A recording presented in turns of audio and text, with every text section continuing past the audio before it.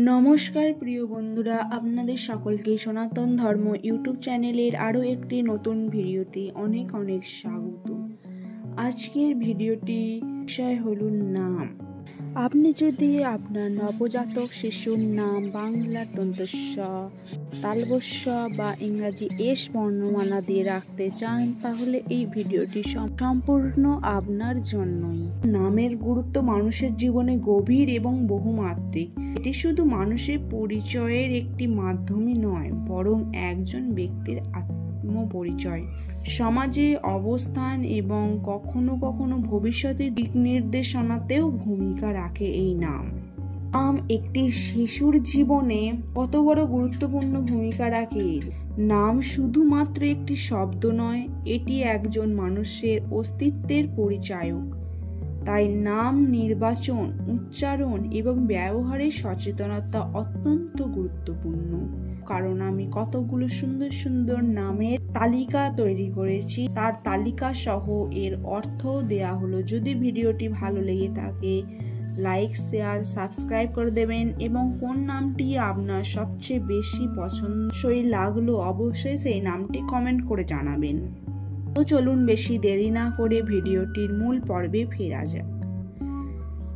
First নাম হলো শিয়াংশ, অর্থ মাতা সীতার অংশ।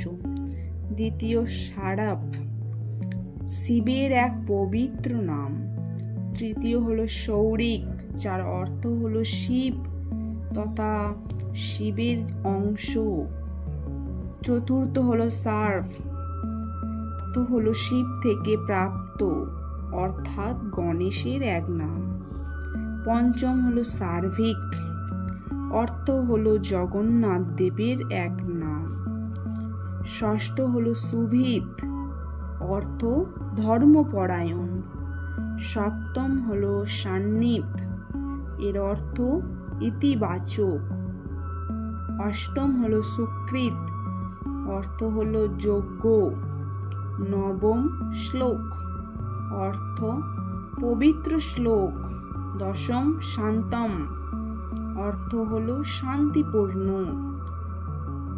একাদশ হলো সর্বার্থ, এর অর্থ উল্লেখযোগ্য। দ্বাদশ হলো সুমেধ, এর অর্থ হলো ইচ্ছা শক্তি সম্পন্ন বা বুদ্ধিমান। ত্রয়োদশ হলো শ্রয়ম, এর অর্থ সমৃদ্ধি এবং আনন্দ বয়ে আনে।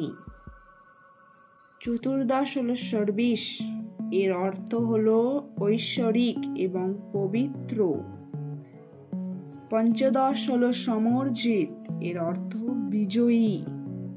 তো আজকের ভিডিওতে এই এতগুলি নামের তালিকা থাকলো। পরবর্তী ভিডিওতে তো জন্মানো বালিকাদের নামের কিছু তালিকা দেয়া থাকবে।